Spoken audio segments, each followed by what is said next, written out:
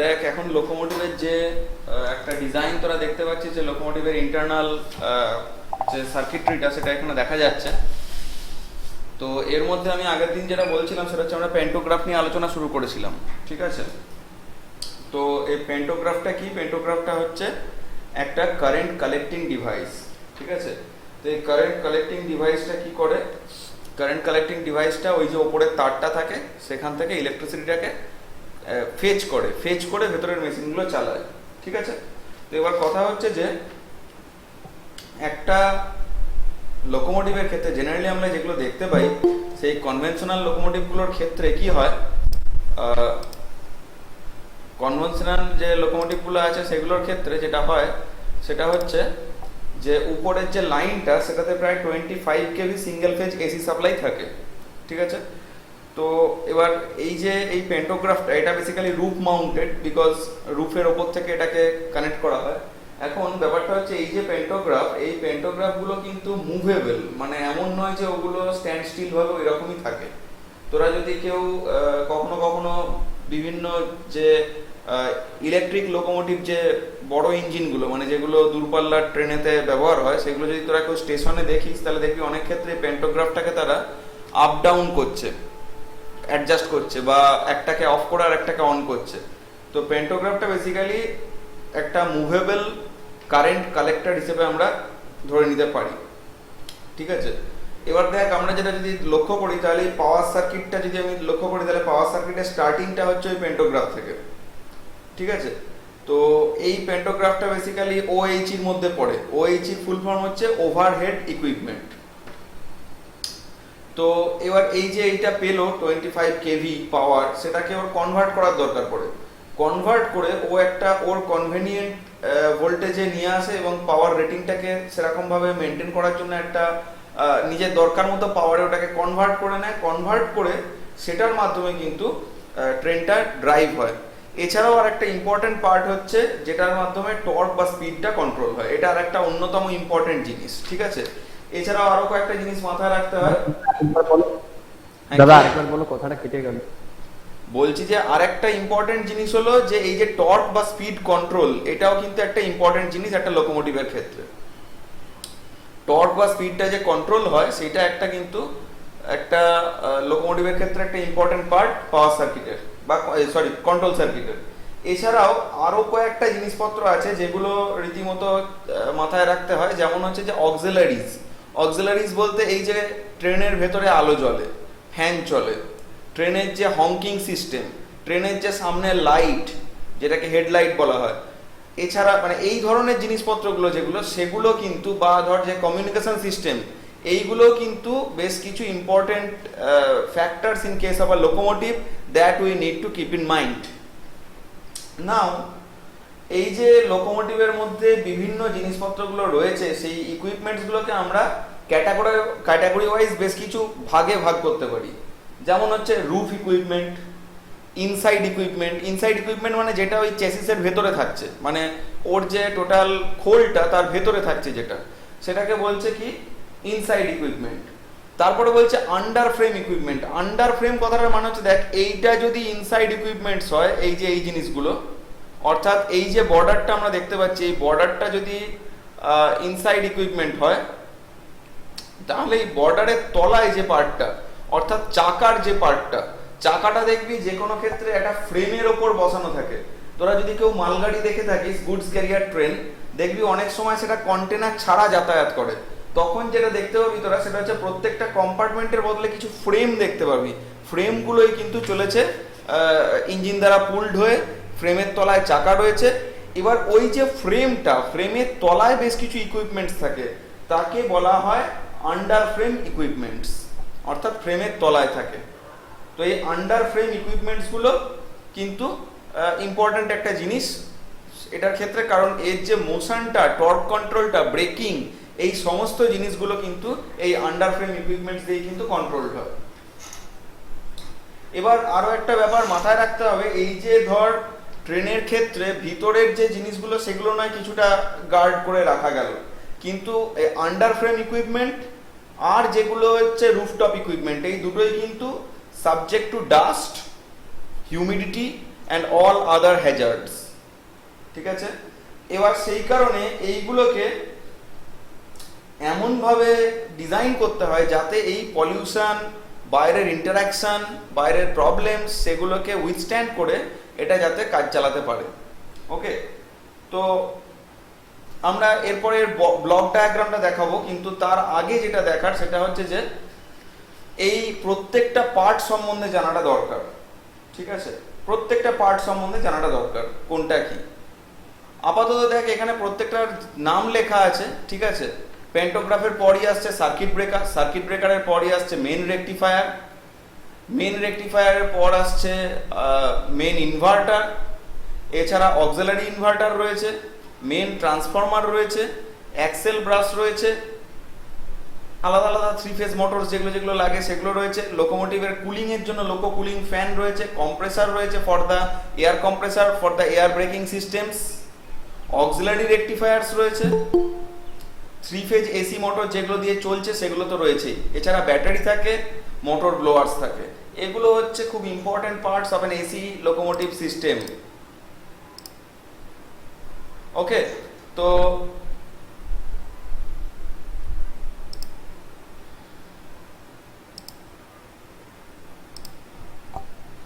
এই যে লোকোমোটিভ সিস্টেমটা আমরা দেখতে পাচ্ছি, এর মধ্যে যদি এই ছবিটাকে ভালো করে তোরা লক্ষ্য করে দেখিস তাহলে একটা জিনিস তোরা বুঝতে পারবি, সেটা হচ্ছে যে এখানে প্রথমেই এসি সাপ্লাইটা এসে আন্ডার দ্য ফ্রেম একটা মেন ট্রান্সফরমার থাকে, সেই মেন ট্রান্সফরমারে কিন্তু ট্রান্সফর্মড হয়ে একটা অন্য ভোল্টেজ লেভেলে যায়, বিকজ আমরা 25 kV ড্র করছি from the overhead lines. Now the 25 kV is not needed to drive the motors, so we need to convert it down to some other voltage level that will be beneficial for the running of these motors. Now what happens, এই যে জিনিসটা আমরা পেলাম এটার মধ্যে lots of problems থাকতে পারে, because এটা AC waveform, AC waveforms cannot be controlled right away if you wish to change the torque of motor or etc. আমি আগে পাওয়ার ইলেকট্রনিক্স পড়ানোর সময় বলেছি যে এসি মোটরের যদি স্পিড কন্ট্রোল করতে হয় তাহলে মোস্ট সিগনিফিকেন্টলি সহজে করা যায় যে ডিভাইসটার মাধ্যমে, তার নাম হচ্ছে ভিএফডি, অর্থাৎ ফ্রিকোয়েন্সিকে অল্টার করে কিন্তু আমরা সেটা করতে পারি। নাও সেটা করতে গেলে প্রথমেই আমাকে যেটা করতে হবে সেটা হচ্ছে আগে যে এসিটা আমরা আছে, সেই এসিটা যেটা পাচ্ছি সেই এসিটাতে তো একটা নির্দিষ্ট ফ্রিকোয়েন্সি আছে। নাও আমাকে আগে সেই পাওয়ারটাকে ফ্রিকোয়েন্সিলেস করতে হবে। তো ফ্রিকোয়েন্সিলেস করার জন্য প্রথম যে কাজটা আমার করার দরকার সেটা হচ্ছে রেকটিফিকেশন, ওটাকে ডিসিতে কনভার্ট করা। তার জন্যই দেখ ট্রান্সফরমারের সঙ্গে ডাইরেক্টলি কানেক্টেড আছে একটা main rectifier, where it is being converted into DC which doesn't have any frequency or any AC interactive problems. Now the output from this main rectifier is being converted into different voltage level, different AC voltage levels using other inverters, different inverters. Now the main inverter here is employed for controlling the motors of the wheels, the motors which are actually driving the wheels. So এই যে main ইনভার্টারটা এটা এই DC link থেকে কি করছে, একটা DC power যেটা পাচ্ছে সেটাকে নিজের দরকার মতো ফ্রিকোয়েন্সি জেনারেট করে সেই ফ্রিকোয়েন্সির একটা এসি সিগনালে কিন্তু কনভার্ট করছে, এবং that has also some controllers associated with it, যারা কিনা এটাকে সিগন্যালস দেয় যে কত ফ্রিকোয়েন্সির বা কত পাওয়ারের এসিতে ওটাকে কনভার্ট করতে হবে, because that will drive the speed of this locomotive. Again here you will find some auxiliary inverters. Now these auxiliary inverters, they are employed in different auxiliary equipments which are actually not related to powering up the motors which are actually driving the AC locomotive, but employed in different other systems which are necessary not in torque development but in other different things, other important things like the loco cooling fans. These are very much important because lots of heat is generated when you use these inverters and DC rectifiers and transformers. So lots of heats are generated. So to compromise that heat, to condense that heat, you need some cooling fans. So these cooling fans are being driven using this auxiliary inverter, because this auxiliary inverter is converting this main DC power into some other voltage level, other power level and other frequency level AC. তার মানে কি হচ্ছে, এই যে বাকি জিনিসগুলো অর্থাৎ compressor, লোকো cooling fan, motor blower, অমুক তমুক যে জিনিসগুলো কিনা আমার ডাইরেক্টলি ট্রেনটাকে রান করানোর জন্য দরকার নয়, অর্থাৎ ট্রেনের রানিং মোটরগুলোকে চালানোর জন্য দরকার নয়, বাট অন্যান্য ইম্পর্টেন্ট জিনিসগুলোকে চালানোর জন্য দরকার, সেইগুলোকে পাওয়ার সাপ্লাই করার জন্য কিন্তু আছে একটা অক্সিলারি ইনভার্টার। এটাকে একটা কারণ তো এটা যে আলাদা একটা ফ্রিকোয়েন্সি লেভেল বা আলাদা এক ধরনের পাওয়ার লেভেলের জন্য এই অক্সিলারি ইনভার্টারটা ব্যবহার করা, এটা একটা কারণ। যেমন আর একটা বড় কারণ হলো যে এই যে অক্সিলারি জিনিসগুলো, এগুলো অনেক সময় মোটর না চললেও কিন্তু চলার দরকার পড়ে। যেমন ট্রেন যদি দাঁড়িয়ে থাকে তাহলে মোটরের চলার দরকার নেই, কিন্তু এই জিনিসগুলো চলার দরকার আছে। এই যে ফ্যানস, মোটর ব্লোয়ার্স, তারপর কম্প্রেসার, তারপর ধর এসির যে ইকুইপমেন্টসগুলো আমাদের টোটাল ফ্যানের, টোটাল ট্রেনের যেটা বডির মধ্যে যেগুলো থাকে, অর্থাৎ লাইটিংস, ফ্যানস এটসেট্রা, এই জিনিসগুলো কিন্তু চলার দরকার পড়ে। তো এখন এই ইনভার্টারটাকে কোনো যদি টাইমে আমাকে স্টপ করিয়ে রাখার দরকার হয় টু সেভ দ্য পাওয়ার, তাহলে কিন্তু আমাকে এইগুলো অন্তত চালিয়ে রাখতেই হবে। সেই জন্য দুটো ইনভার্টারের কিন্তু আরেকটা সিগনিফিকেন্স আছে। Now another thing you will find out that here is a auxiliary rectifier. This is the main rectifier, this is the auxiliary rectifier, where see the cycle goes like here you are getting a lower voltage level AC, you are then converting it into DC, now it is again being converted into AC using a auxiliary inverter. Now again that AC is being converted into auxiliary DC using this auxiliary rectifier. Now what is the need of this auxiliary rectifier? This auxiliary rectifier has the sole purpose of charging the batteries for driving these things, these compressors, loco fans, motor blowers and the auxiliary lightings in the compartments. You need some alternative arrangements for the times when there will be a power cut. See, whenever you will see that a train, a locomotive travels on the track and it crosses a junction point, that means a point where two grids or two different supply sources are overlapped. There you will observe a phenomena where the train actually shuts down. The main power of the train actually shuts down and the train is driven just by the stored mechanical energy. That means ওই টাইমটাতে ঢোকার আগে ট্রেনটা কি করে, একটা huge speed develop করে নেয়, যার ফলে কিন্তু ওইখানে পাওয়ার কাটটা হয়ে গেলেও ট্রেনটা ওইটুকু পথটা ট্রাভেল করে ফেলতে পারে ওই স্টোরড মেকানিক্যাল এনার্জিটার জন্য। ওর যে চাকাটা ঘুরছিল সেই মোশনে থাকার জন্য কিন্তু ও এগিয়ে যায় যতক্ষণ পর্যন্ত না ও সেকেন্ড যে পাওয়ার সোর্সের লিঙ্কটা সেটা যতক্ষণ না পায়। ঠিক এই ধরনের একটা জিনিস যারা টিটাগড়ের জায়গাটা ক্রস করে ব্যারাকপুর থেকে খড়দা আসার মাঝামাঝি যে জায়গাটা, সেখানে তারা এরকম একটা জিনিস কিন্তু নজরে পড়বে আর কি। তা এই সময় যদি কেউ ভালো করে লক্ষ্য করে দেখে, সেটা হচ্ছে ট্রেনের যেটা নর্মাল লাইটিং সেটা কিন্তু অফ হয়ে যায়।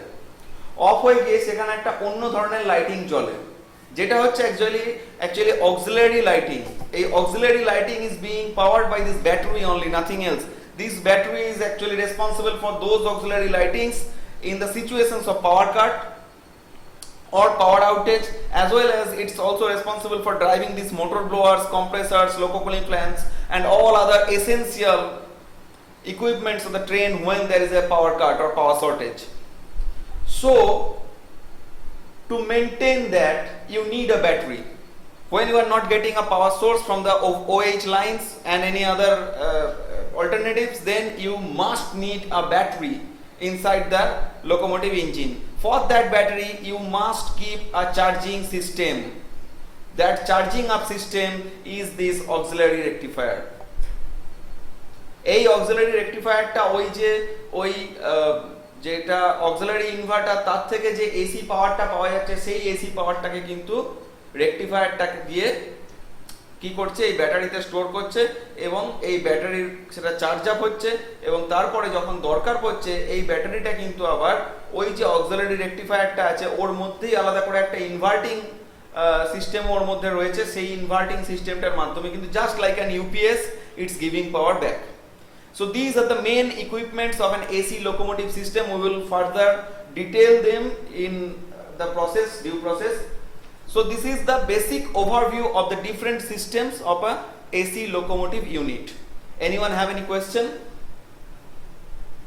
দাদা ওখানে ওই এটা 3 ফেজ মোটরটা চালা মানে করছে কেমন 3 ফেজ পাওয়ারে কনভার্ট করছে কেমন ওটা Because driving a 3-phase motor is much more economical and the control of 3-phase motor is also very much easier than other motors.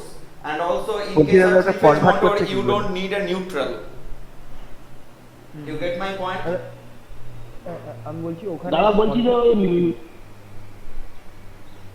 বলো বলছি যে ওই মেন ট্রান্সফরমার থেকে ডাইরেক্ট ওই অ্যাক্সেল বাসে আসছে ওটা বুঝতে পারছি না মেইন ট্রান্সফরমার থেকে ওই লাল তারটা ওই অ্যাক্সেল বাসে আসছে ওটা বুঝতে পারছি শুনতে পাচ্ছি না মেইন ট্রান্সফরমার থেকে লাল ট্রান্সফরমার অ্যাক্সেল বাসে আসছে এটা লাল তারটা ওটা হচ্ছে মেইন ট্রান্সফরমারটা তো আমার সার্কিট কমপ্লিট করতে হবে তো একটা সাইড আমি ওএইচ লাইনে দিয়েছি আর একটা সাইড আমি কি করব তাকে গ্রাউন্ড করতে হবে আদারওয়াইজ তো ট্রান্সফরমারটা চলবে না তো সেইটার জন্য চাকায় দেয়া আছে চাকার মাধ্যমে ওটা গ্রাউন্ড হচ্ছে দাদা একটা কোশ্চেন আছে 3 ফেজ কনভার্টারটা মানে 3 ফেজটা কনভার্ট করতে কি বলতে এটা 3 phase convert করছে না it is actually converting it into DC now again the DC is being converted into 3 phase because DC doesn't have any kind of frequency or any phase so by using a gate rectifier system I have already detailed it in your earlier class of power electronics that a 3-phase bridge can be made a 3-phase bridge can be made I will detail it in the next power electronics class how it is done just know it wait let me show you by drawing দাদা শুনতে পাচ্ছ wait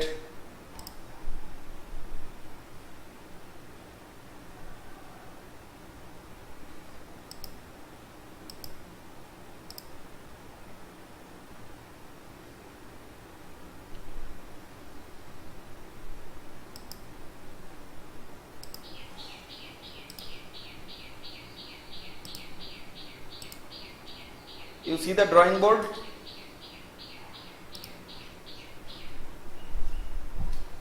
can you see the drawing board yes see what happens actually whenever we are getting a single phase AC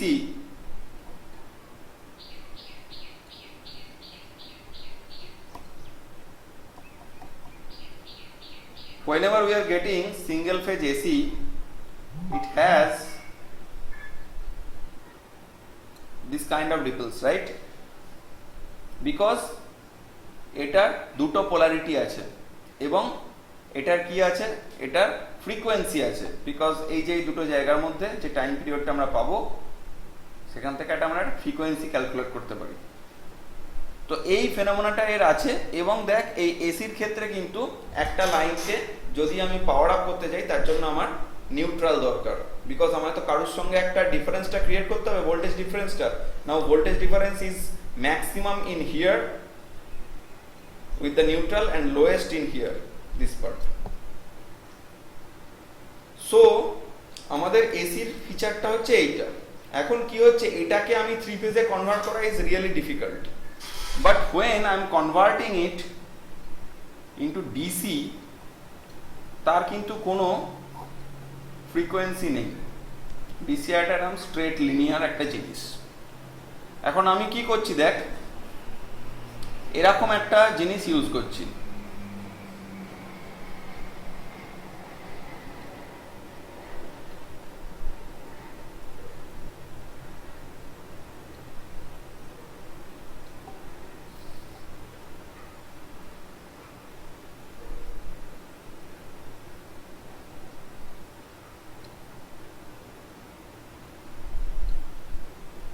sorry ভুল আঁকলাম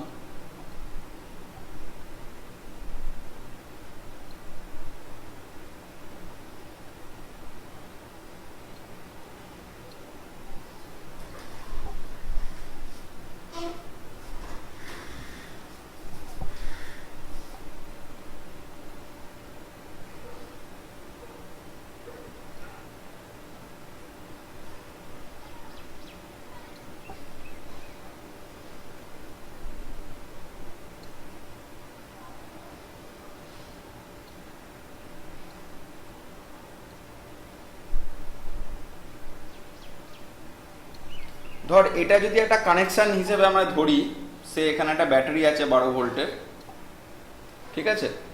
তো এখন এইটা হচ্ছে এমন একটা ডিভাইস, এটা আমি নাম দিলাম এ, এটার আমি নাম দিলাম বি,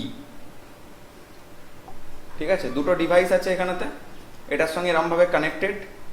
এখন এগুলো এমন একটা ডিভাইস যার এই যে এই পোর্টটা, এটাকে গেট বলবো আমরা, এই গেটে যদি আমি পাওয়ার সাপ্লাই দিই তবেই এর মধ্যে দিয়ে কারেন্টটা ফ্লো করতে পারবে। আদারওয়াইজ ধর একটা ডায়োড, যে ডায়োডটাকে আমরা কন্ট্রোল করতে পারি, অর্থাৎ ডায়োডের ফ্লোটাকে আমরা কন্ট্রোল করতে পারি।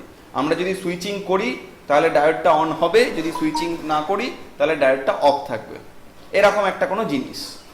তো এই অবস্থায় what I am doing is I am supplying 12 volt DC to the either ends of this circuit. Now if I measure here এই পার্টটাতে, যেটাকে আমি ধর C দিয়ে যদি ডিনোট করি, তাহলে আমি কি করলাম, এই সাপ্লাইটা তো এখানে দিচ্ছি, এই যে এই সাপ্লাইটা এখানে দিচ্ছি। এখন একদম যদি আমি একটা টাইম দেখি, মানে say this is the starting of time, this is T1, this is T2, this is T3, this is T4, this is T5 and so on.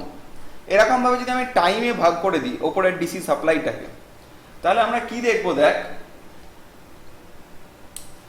যদি T1 টাইমটুকু আমি A কে অন রাখি, ওকে, T1 টাইমেতে A on B of, তাহলে আমরা কি পাবো, positive voltage পাবো C তে। আমি জাস্ট সি এর আউটপুটটাকে প্লট করছি, ওকে। তাহলে T1 টাইম আমি কি পাবো, একটা এইরকম পজিটিভ ভোল্টেজ পাবো। এগেন T2 টাইমটুকুর জন্য বি অন এ অফ, একই লাইনে আমি একটা নেগেটিভ ভোল্টেজ পাবো। এগেন T3 টাইমটুকুর জন্য, T2 থেকে T3 এর জন্য উল্টোটা, অর্থাৎ এ অন বি অফ, এরকম একটা জিনিস পাবো। তো এরকম ভাবে যদি চলতে থাকে, আমরা যেটা পাচ্ছি সেটা একটা square wave, but which has AC characteristics. অর্থাৎ সি পয়েন্টটাকে যদি আমরা মেজার করি তাহলে তার কিন্তু নিউট্রালের এগেনস্টে, মাথায় রাখতে হবে, এখানে 12 ভোল্ট বলতে এটা পজিটিভ এটা নেগেটিভ, কিন্তু এখানে যেটাকে আমরা মেজার করব সেটাকে এসি নিউট্রাল এন্ড এগেনস্টে যদি আমরা মেজার করি তাহলে আমরা কিন্তু পাবো একটা এই ধরনের স্কোয়ার ওয়েভ, যেটা বেসিক্যালি এসির ক্যারেক্টারিস্টিক্স পসিবল যার মধ্যে। এখন দাদা একটা কোশ্চেন আছে। হ্যালো ডাক্তার, বলছি বি অন এ অফ করলে কি করে হবে কারেন্ট? সেটাই বুঝতে পারলাম না। যদি এটা অন থাকে, অফ থাকে, তাহলে কি করে কারেন্ট ফ্লো? বি অন থাকে এ অফ থাকে, কি করে কারেন্ট ফ্লো হবে মানে? মানে তুমি বলছো যে তুমি বি নাম্বারটা হাইটসের কাছে ওটা অন করে দিয়েছো আর এটা অফ করে দিয়েছো, তাহলে কারেন্ট ফ্লোটা করে হবে। আমার তো বারবার বলছি এটাকে মাপা হচ্ছে নিউট্রালের রেসপেক্টে, with respect to neutral. Neutral means zero. When we measure a battery, ব্যাটারির ক্ষেত্রে আমরা জিনিসটা কিভাবে মেজার করি, একটা যদি ব্যাটারিকে মেজার করি তাহলে এই পোটেনশিয়াল দুটোর মধ্যে ডিফারেন্স বেসিক্যালি হচ্ছে এর যে নিউট্রাল পয়েন্ট, এটা 12 ভোল্টের ব্যাটারি, তো এর এই দিকে থাকে হচ্ছে +6, এদিকে থাকে হচ্ছে -6, তাই আমরা ওটাকে বলি 12 ভোল্ট। অ্যাকচুয়ালি নিউট্রাল লাইনটা এর ইন বিটুইন কোথাও। না আমি ওটা বলছি না, তাহলে 12 ভোল্টের ব্যাটারিতে কোনো 12 ভোল্ট আউটপুট দেবে না। আমি ওটা ওসব বলছি না, আমি বলছি যে সি পয়েন্টে কারেন্ট ব্যাটারিটা ফ্লো করবে কি করে? কারেন্ট ফ্লো করে কেন আমার এটা বলতো? কারেন্ট ফ্লো করে পোটেনশিয়াল ডিফারেন্সের জন্য। পোটেনশিয়াল ডিফারেন্সের জন্য। তো আমি যদি হ্যাঁ বল। বলছি যে দাদা এর মধ্যে পাওয়ার কথা আলোচনা করা যেত, এখন কারেন্টটা হচ্ছে সেটা এরকম না, বললেই আমরা। আমি কিছু বুঝতে পারছি না, তোর কথা এত জড়িয়ে যাচ্ছে। বলছি যে এগুলো পাওয়ার ইলেকট্রিক সার্কিট করা যায়, তার সাথে তাহলে আসল জিনিসটা কোথায় যাচ্ছে পাওয়ার? আমায় জিজ্ঞেস করলো তাই উত্তর দিচ্ছি, কি করব। ঠিক আছে দাদা, তাহলে তুমি একটা পাওয়ার ইলেকট্রনিক্স ক্লাসে করাও, এটা এখন পাওয়ার ইলেকট্রিক্যাল ক্লাসে পড়িয়ে এবং ক্যালকুলেশনটা করো হোয়াট এভার। তো আমি জাস্ট এইটুকুই তোদের বলে দেবো, যেটা সেটা হচ্ছে যে এইটা করা পসিবল। এটা একটা 12 ভোল্টের ডিসি ব্যাটারিকে যদি আমি দেখি তাহলে নিউট্রালের রেসপেক্টে সেটাকে মেজার করলে দেখা যাবে যে আমি এদিকে একটা পাওয়ার সাপ্লাই পাচ্ছি, এবং সেই ফর্মুলাটাকে কিন্তু ইউজ করেই আমরা একটু অন্যরকমভাবে, আমি যখন পাওয়ার ইলেকট্রনিক্স ক্লাসে করাবো তখন দেখবি অ্যানিমেশন দিয়ে করাবো, একটা অ্যানিমেশন দেখিয়ে করাবো। তো সেইখানেতে দেখবি তোরা যে ওই একইভাবে প্লাস পিডাব্লিউএম টেকনোলজি ইউজ করে কি করে 12 ভোল্টের একটা ব্যাটারি থেকে একটা 3 ফেজ এসি জেনারেট করা পসিবল। যাই হোক, তো সেটা পরের কথা, সেটা পরে করাবো। আপাতত আমরা আমাদের সাবজেক্টে ব্যাক করে যাই, যেখানে আমরা ছিলাম।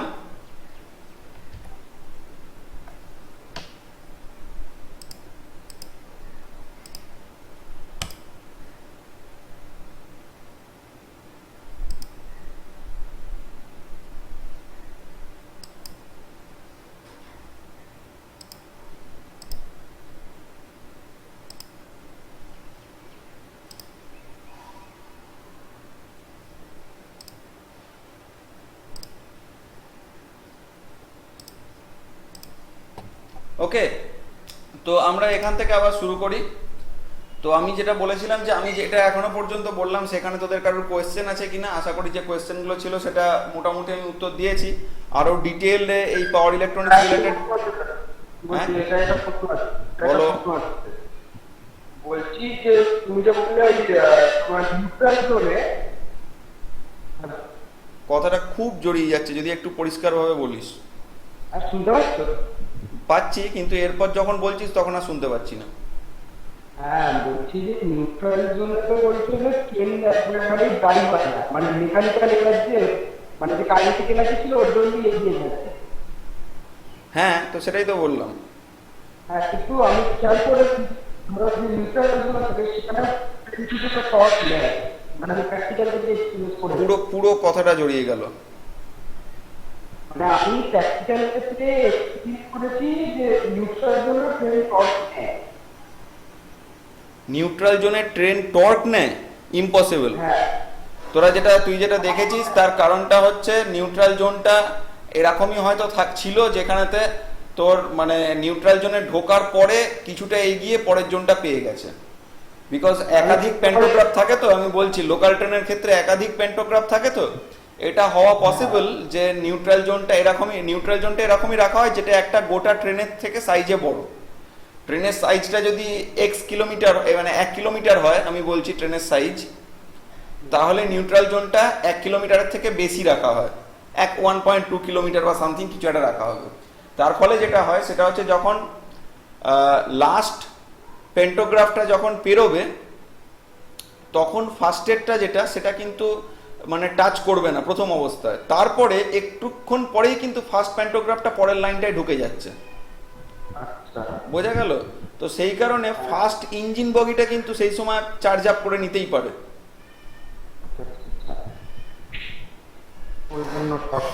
আর কোনো কোয়েশ্চেন?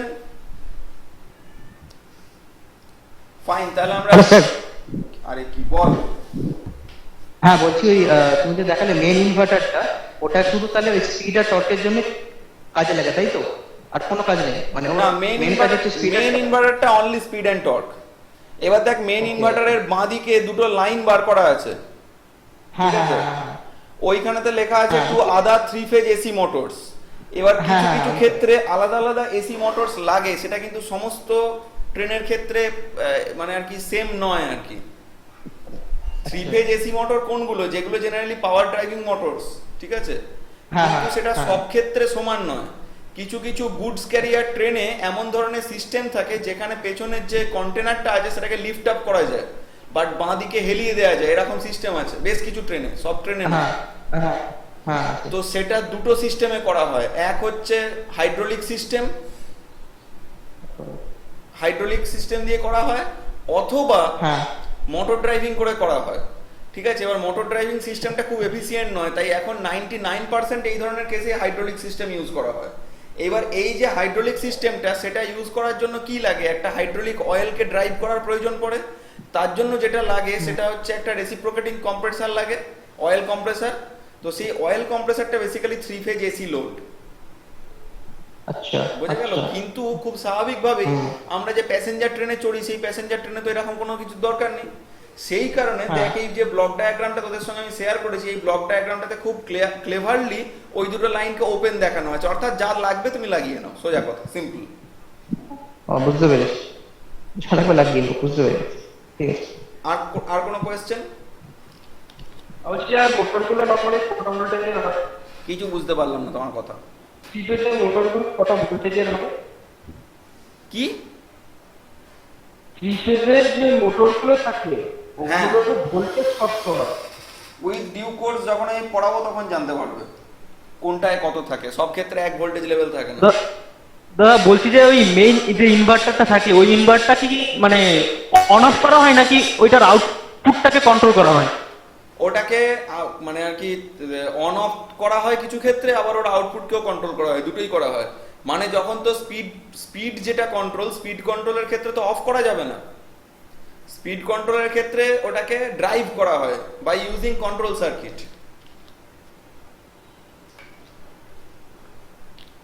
হ্যাঁ বুঝতে পেরেছি। Any more questions? বেশ, তাহলে আমি এবার এটা ডিটেইলিং এ যাই।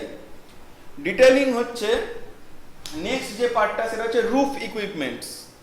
ওকে, রুফ ইকুইপমেন্টসটা এবার আমরা মানে একদম ভাগ ভাগ করে, আমি বললাম না যে এটাকে বিভিন্ন ভাবে ভাগে আমরা ভেঙে এটাকে করতে পারি, ডিফারেন্সিয়েট করতে পারি আলাদা আলাদা পার্ট হিসেবে। যেমন হচ্ছে রুফ ইকুইপমেন্টস, ইনসাইড ইকুইপমেন্টস আর আন্ডার ফ্রেম ইকুইপমেন্টস, তিনটে ইকুইপমেন্টস আছে। তো আমরা প্রথমে রুফ ইকুইপমেন্টস এর দিকে নজর দেব। তো দেখ, এই যে রুফ ইকুইপমেন্টস গুলো থাকে, সেই রুফ ইকুইপমেন্টস এর মধ্যে প্রথম জিনিসটাই হচ্ছে প্যান্টোগ্রাফ, অর্থাৎ দিস থিং। এটা নিয়ে আমি অলরেডি ডিটেইলে আলোচনা করেছি।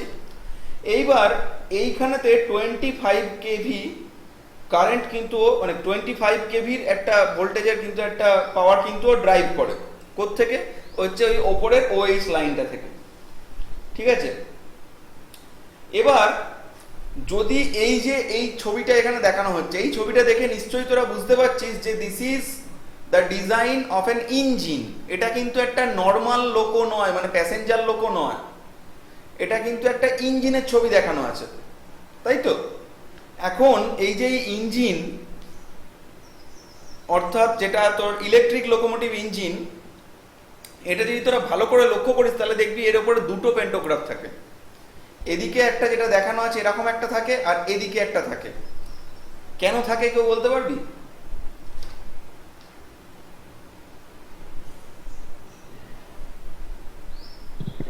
যেদিকে যাচ্ছে তার উল্টো দিকে প্যাটার্নটা চলে, কারণ টেনশনটা কম আছে।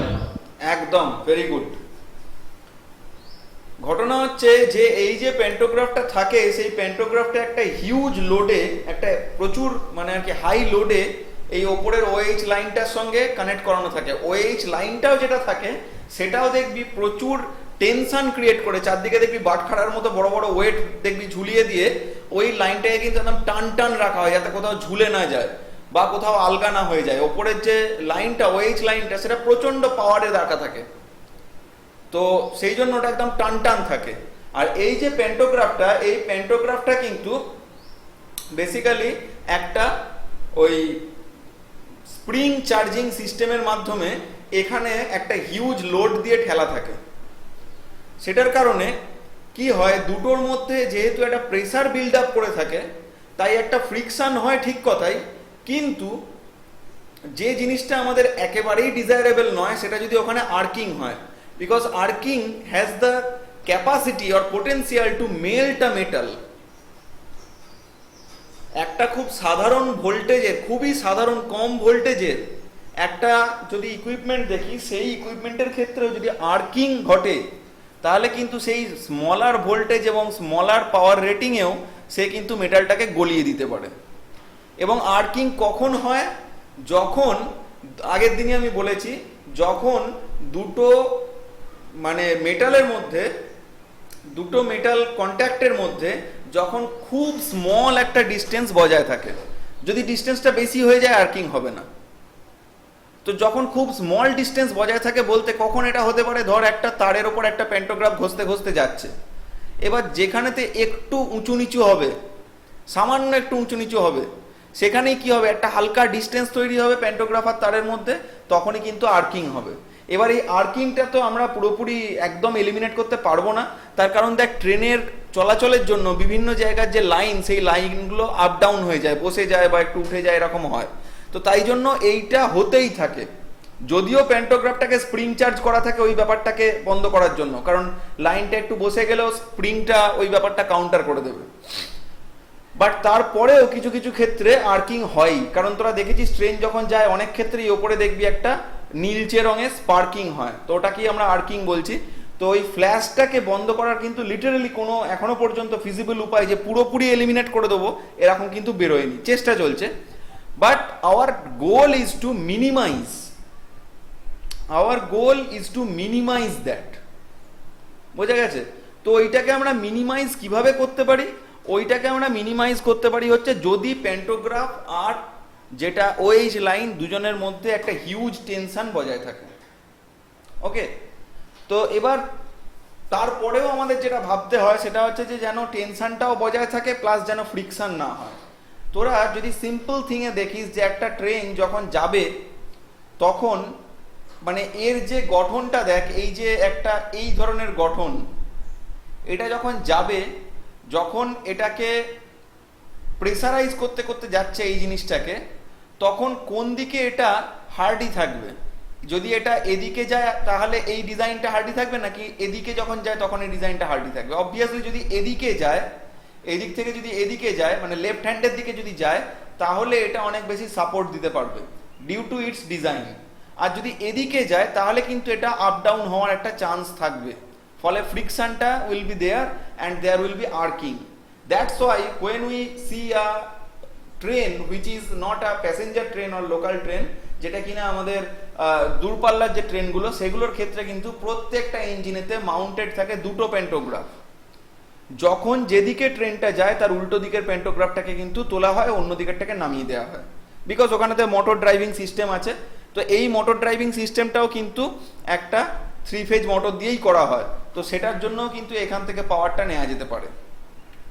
ওকে, এছাড়া দেখ তারপরেই একটা রুপ ইকুইপমেন্ট হিসেবে আছে হচ্ছে এই জিনিসটা, এটার নাম হচ্ছে সার্কিট ব্রেকার। এই সার্কিট ব্রেকারটা কি রকম টাইপের সার্কিট ব্রেকার? এটা হচ্ছে এসিবি, ঠিক আছে, সরি এবিসিবি, যেটা এসিবি নয়, এসিবি তো এয়ার সার্কিট ব্রেকার, এটা হচ্ছে এবিসিবি। এবিসিবির ফুল ফর্ম কি জানিস? হ্যাঁ দাদা, এয়ার ব্লাস্ট। হ্যাঁ, এয়ার ব্লাস্ট সার্কিট ব্রেকার, ঠিক আছে। অনেক ক্ষেত্রে এখানে এবিসিবির বদলে ভিসিবিও থাকে, depending on the age of the locomotive engine. অনেক ক্ষেত্রে পুরোনো ট্রেনের ক্ষেত্রে এখানে, বা যেখানেতে হাই ক্যাপাসিটি ট্রেনের ক্ষেত্রে এখানেতে এবিসিবি জায়গায় কিন্তু ভিসিবিও থাকে। মাথায় রাখবি যে VCB is much more powerful than ACB বা এবিসিবি, ঠিক আছে। এবার কারণ সেখানে ভ্যাকিউম থাকে, ভ্যাকিউম খুব তাড়াতাড়ি আর্ককে কোয়েঞ্চ করে দিতে পারে। এয়ার বা এয়ার ব্লাস্টের তুলনায় ভ্যাকিউম কিন্তু অনেক তাড়াতাড়ি আর্ককে কোয়েঞ্চ করতে পারে। তো এয়ার ব্লাস্ট মানে হচ্ছে যখন আর্কিংটা হওয়ার পসিবিলিটি তৈরি হয়, অর্থাৎ অন বা অফ জিনিসটা হয় যখন, তখন সেটাকে এয়ারের ব্লাস্টের মাধ্যমে, অর্থাৎ খুব ফোর্সড এয়ার তার মধ্যে দেওয়ার মাধ্যমে সেটার মধ্যে আর্কিং এর পসিবিলিটিটাকে নিউট্রালাইজ করে। তো এটা হচ্ছে ব্যাপার, এটা এসিবি একটা উপরে থাকে। এবার এই এসিবিটা মেইনলি কোন পাওয়ারটাকে মানে গার্ড দিচ্ছে? যেটা হচ্ছে বেসিক্যালি ওই নিচের যে মেইন ট্রান্সফরমারের যে লাইনটা আসছে সেটাকে গার্ড দিচ্ছে, যদি কোনো ফল্ট হয় ওটা ট্রিপ করে যায়, ঠিক আছে। এবার দেখ এই এয়ার ব্লাস্ট সার্কিট ব্রেকারগুলো অনেক ক্ষেত্রে যে বড় বড় যে দূরপাল্লার ট্রেনগুলো দেখা গেছে যে এয়ার ব্লাস্ট সার্কিট ব্রেকারটাই যেহেতু কন্টিনিউড অপারেশন দরকার হয়, এই কন্টিনিউড অপারেশনটাকে উইথস্ট্যান্ড করতে পারে না। সেই জন্য কিন্তু ওখানেতে মোর পোটেন্ট টাইপ অনেক ক্ষমতাশালী ভিসিবি দিয়ে কিন্তু রিপ্লেস করে দেওয়া হয়, ঠিক আছে। এবিসিবি আগে দূরপাল্লার ট্রেনেও থাকতো, এখন কিন্তু আস্তে আস্তে পুরোটাই ভিসিবি দিয়ে রিপ্লেস করে দিচ্ছে দূরপাল্লার ট্রেনগুলোকে। তো এগুলো গেল হচ্ছে রুপ ইকুইপমেন্ট। রুপ ইকুইপমেন্টের মধ্যে এই দুটোই মেনলি থাকে। আমি যে নোটস দেবো সেই নোটসে এগুলো একদম ডিটেইলে লেখা থাকবে, কোনো চিন্তার কারণ নেই। আচ্ছা, আগের দিন পাওয়ার ইলেকট্রনিক্সের যে নোটটা দিয়েছিলাম সবাই পেয়েছিস তো?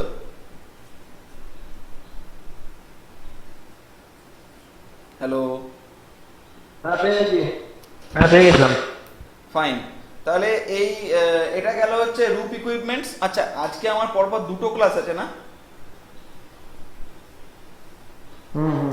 তো আমি টানা দুটো, একটা ক্লাস একটা ল্যাব। হ্যাঁ ঠিক আছে, বাট আমি টানা দুটো ক্লাস নিলে কারোর অসুবিধা আছে? না না না, ভালো। ঠিক আছে, আমি তাহলে, অসুবিধা ছিল দাদা, ফোনে চার্জ নেই। হ্যাঁ ফোনে চার্জ নেই, আগে ক্লাস করেছি তারপর এই টানা ক্লাস হলো। তো চার্জিং এ বসিয়ে দে। বাড়িতে নেই তো, বাড়িতে নেই, বাইরে। মানে যেখানে আছিস সেখানে কি চার্জার নেই? না না, একটু কম ক্লাস করে ছেড়ে দাও। এগুলো দেখ কিছু বলার নেই আমার, এগুলো দেখ যার প্রবলেম আছে সে তাহলে বেরোতে পারিস, কিন্তু এটা তো রেকর্ডিং হচ্ছে, রেকর্ডিংটা পেয়ে যাবি ইউটিউবে। ঠিক আছে ঠিক আছে। ঠিক আছে, তো দাদা একটা কোশ্চেন আছে দাদা। বলো। আমি বলছি ওটা তুমি হচ্ছে এক্সপেরিয়েন্স ট্রেনের জন্য বললে, আর যে লোকাল ট্রেনগুলো আছে সেগুলো তো প্যান্টোগ্রাফটা মানে একদিকেই থাকে, মানে না সেগুলো দেখ, সেগুলো তো খুব একটা দূরের অপারেশনের জন্য কাজে লাগছে না, এবং সেগুলো মাঝখানে মাঝখানে রেস্ট পাচ্ছে ট্রেনগুলো, তো সেই কারণে ওর পেন্টোগ্রাফটা। আর এইখানে লোকাল যে লাইনগুলো দেখ, দূরপাল্লার লাইন সব ক্ষেত্রে মেনটেন করা সম্ভব হয় না। তুই দেখবি না খুব একটা দূরপাল্লার যে বড় বড় যে লং ডিস্টেন্স লাইনগুলো, সেগুলো খুব একটা সবসময় মেনটেন করা পসিবল হচ্ছে রেলের পক্ষে।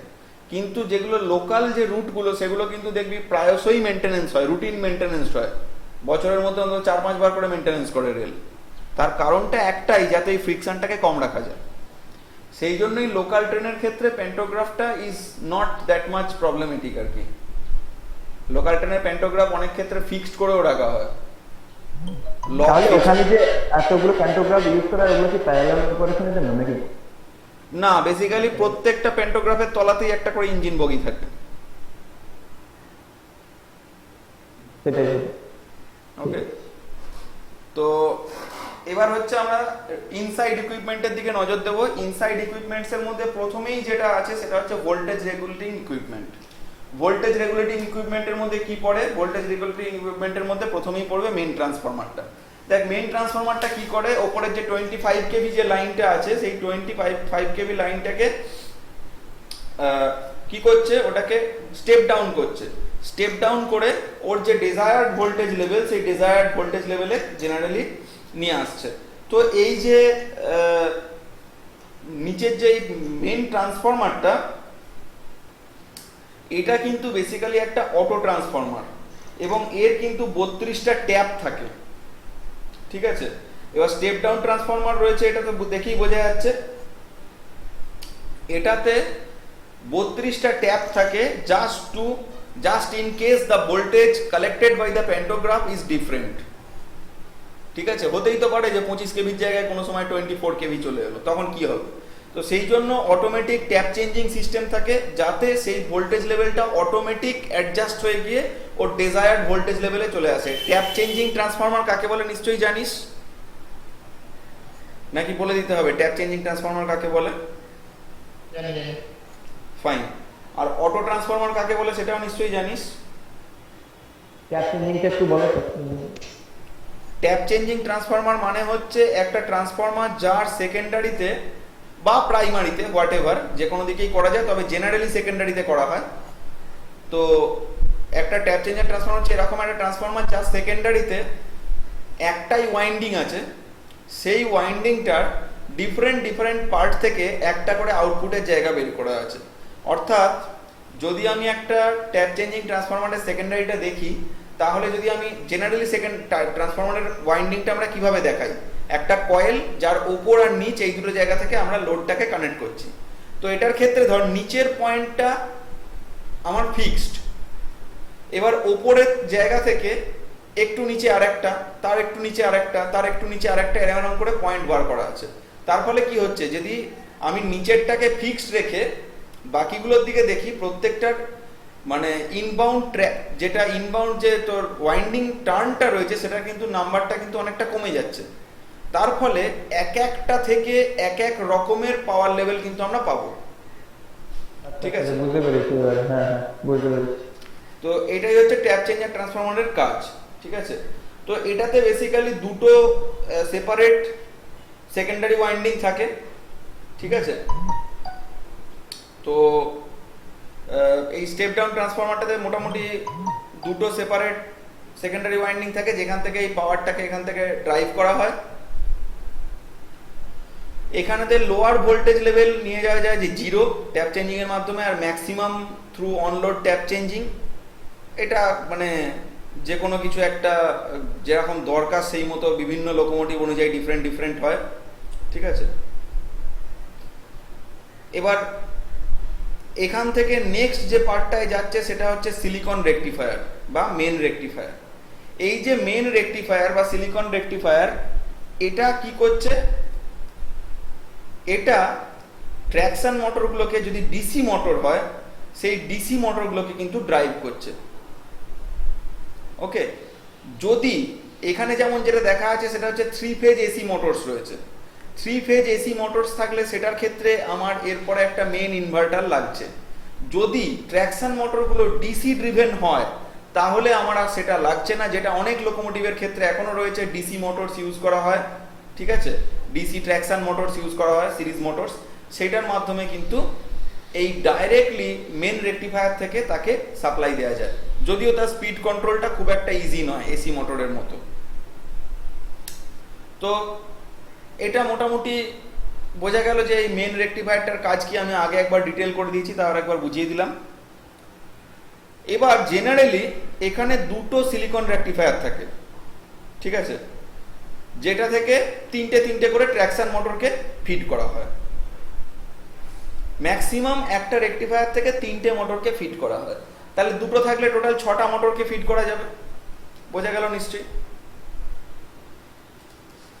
আর একটা ব্যাপার হচ্ছে যে এখানে তোরা যে চাকাগুলো দেখছিস, এই চাকাগুলো দেখানো হচ্ছে যেরকম ভাবে, তাতে মনে হচ্ছে যেন প্রত্যেকটা এক একটা মোটর, কিন্তু তা নয়। বেসিক্যালি মোটর একটা অ্যাক্সেলকে ড্রাইভ করে, বোঝা গেল। তো ওই অ্যাক্সেলে কানেক্টেড চাকাগুলোই কিন্তু পুরোটা একসঙ্গে ঘোরে। এর পরের পার্টটা হচ্ছে আর্নো কনভার্টার। আর্নো কনভার্টার কি করে?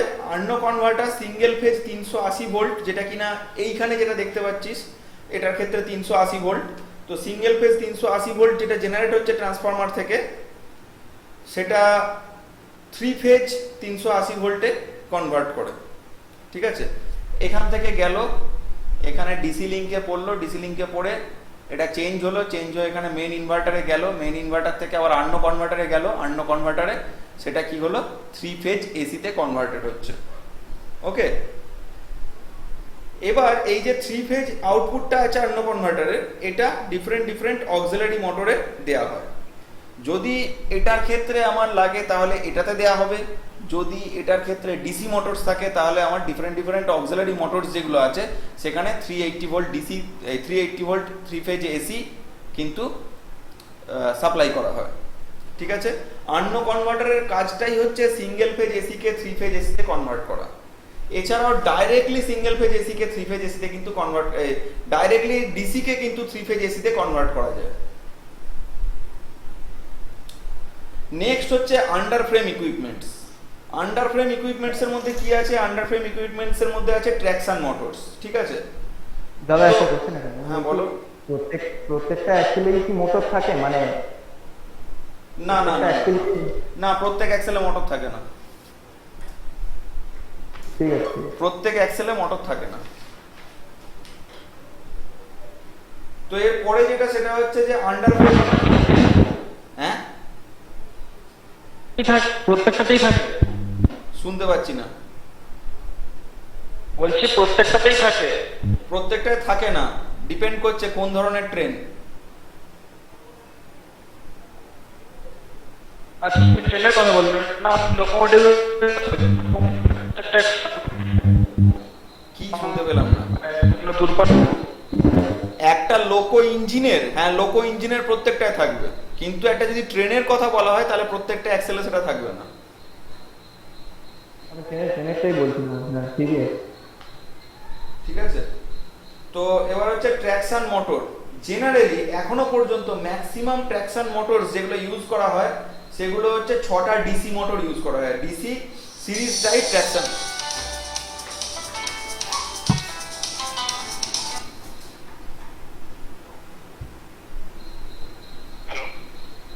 হ্যালো,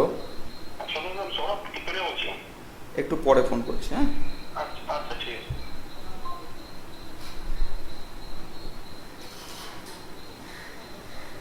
দেখো আপনাদের কাম চলে গেল, হ্যালো আমার চলে গেছিল তোমার। হ্যালো হ্যালো এবারে ঠিক আছে, ঠিক আছে। Okay fine. So the thing is যে যদি আমরা দেখি এখনো কিন্তু ম্যাক্সিমাম ক্ষেত্রে DC series type traction motors use হয় ট্রেনের ক্ষেত্রে, ঠিক আছে। যদিও কিছু কিছু ক্ষেত্রে আমরা এখন আস্তে আস্তে 3 ফেজ এসি মোটরের দিকে মুভ করছি।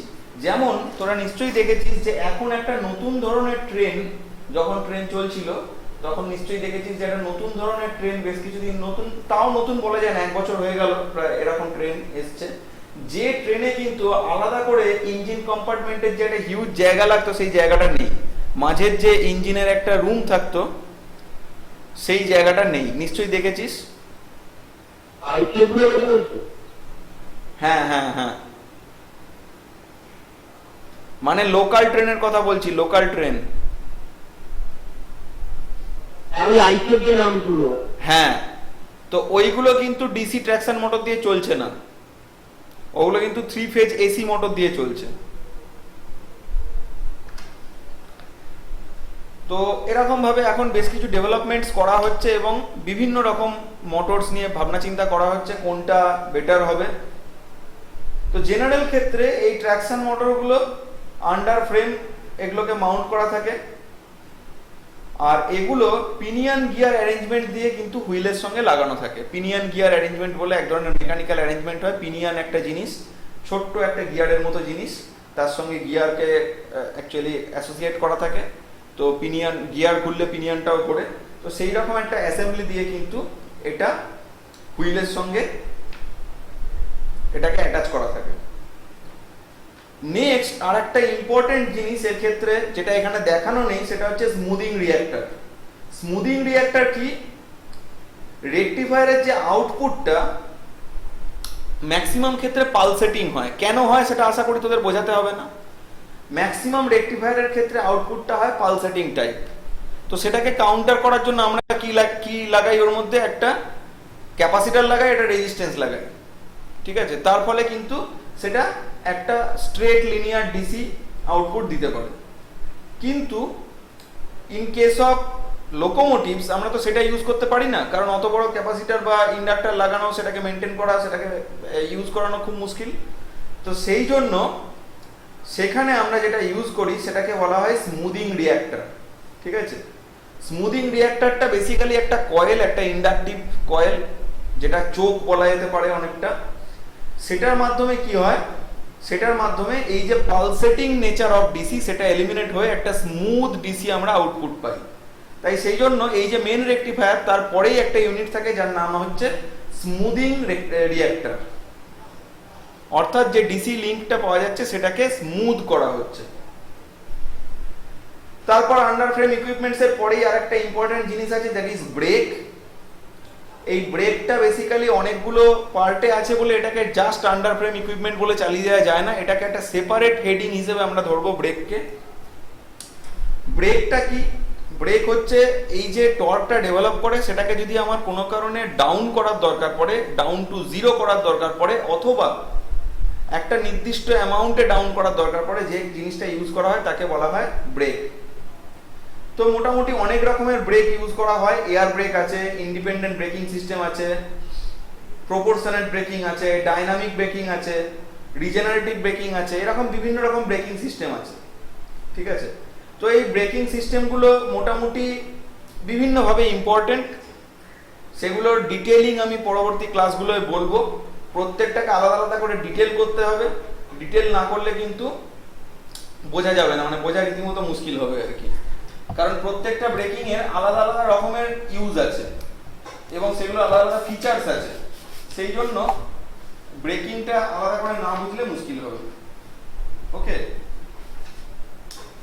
তো ইলেকট্রিক লোকোমোটিভের যেটা ড্রব্যাকস, মানে কি কি অসুবিধা আছে, ইলেকট্রিক লোকোমোটিভের যে যে ড্রব্যাক গুলো আছে তার মধ্যে মেইন হচ্ছে যে এটা বাইরের থেকে একটা পাওয়ার সেটার উপর ডিপেন্ড করে রানিং এর জন্য। যেমন একটা ডিজেল লোকোমোটিভ কি সেলফ সাফিসিয়েন্ট, সে নিজের মতো রান করতে পারে। কিন্তু একটা ডিজেল লোকোমোটিভ কিন্তু একটা এসি ইলেকট্রিক লোকোমোটিভ কিন্তু কি হচ্ছে, বা যে কোনো একটা এসি একটা ইলেকট্রিক লোকোমোটিভ কি হচ্ছে, সেটা কিন্তু বাইরের পাওয়ারের উপর ডিপেন্ডেন্ট। বাইরের পাওয়ারটা যদি কোনো কারণে হ্যাম্পার্ড হয়, সে কমপ্লিটলি ওকে কন্ডিশনে থাকার পরেও কিন্তু রান করতে পারবে না। এটা হচ্ছে মেন ড্রব্যাক, ঠিক আছে। আর সেরকম কোনো ড্রব্যাক নেই। এছাড়া আরো কিছু আছে ছোটখাটো, সেটা হচ্ছে যে ওই মানে এটা সমস্ত লাইনে চলতে পারবে না, সমস্ত ট্র্যাকে চলতে পারবে না। ডিজেল যেমন একটা এসি ট্র্যাকেও চলতে পারবে, মানে একটা ওএইচ আছে এরকম একটা ট্র্যাকেও চলতে পারবে, আবার যেখানে ওএইচ লাইন নেই সেরকম ট্র্যাকেও চলতে পারবে। কিন্তু এসি লোকোমোটিভের ক্ষেত্রে মানে ইলেকট্রিক লোকোমোটিভের ক্ষেত্রে কিন্তু সেইটা সম্ভব হবে না। তো এইগুলো বেশ কিছু ড্রব্যাক। আর যে যে কোয়েশ্চেনগুলো তোরা একটু ভাববি, যেটা আমি বলছি সেটা হচ্ছে যে numbering system of Indian railways, এটা তোরা একটু ইউটিউব দেখে বোঝার চেষ্টা করবি। তারপর ইলেকট্রিক লোকোমোটিভের যে ডিফারেন্ট ইকুইপমেন্ট গুলো বললাম, সেগুলো আমি যদিও করাবো, তাও ইলেকট্রিক দেখে একটুখানি ইউটিউব দেখে বা নেট দেখে একটু দেখতে পারলে ভালো হয়।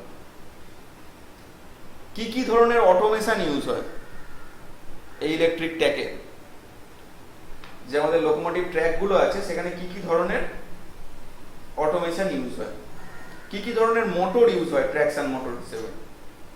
এই স্মুদিং রিঅ্যাক্টরটা তো আমি পরের দিন করাবো ঠিকই, কিন্তু স্মুদিং রিঅ্যাক্টর জিনিসটা কি, কেমন দেখতে, একটু নিজেরা দেখার চেষ্টা করবো। তারপরে এই যে আর্নো কনভার্টার, এটাই বা কি?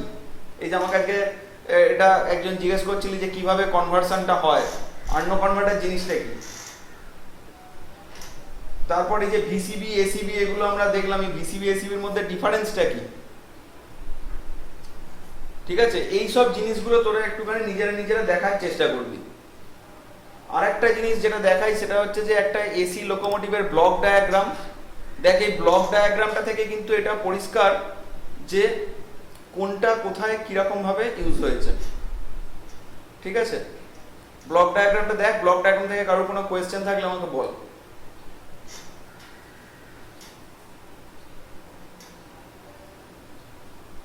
ব্লক ডায়াগ্রাম থেকে কারোর কোনো কোয়েশ্চেন আছে? হ্যালো,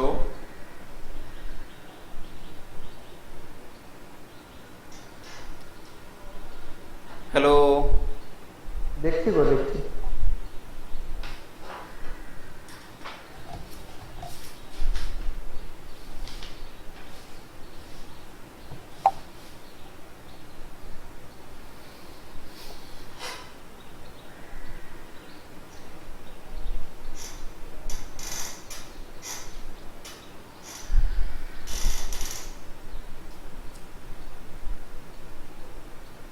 ডান দিকের জিনিসগুলো কি সব বুঝে করে যায়, কম্পিউটার না টিএম ব্লোয়ার আর এটা ব্লোয়ার। এগুলো প্রত্যেকটা আলাদা আলাদা কাজে লাগে, কিছু অক্সিলারি ইকুইপমেন্টস, ঠিক আছে। আর আর্নো কনভার্টারটা কি? আর্নো কনভার্টার ওই যে বললাম, নিজেরা একটু দেখে নাও, পরে আমি বলবো। Arno converter basically single phase AC কে 3 ফেজ এসি তে কনভার্ট করে।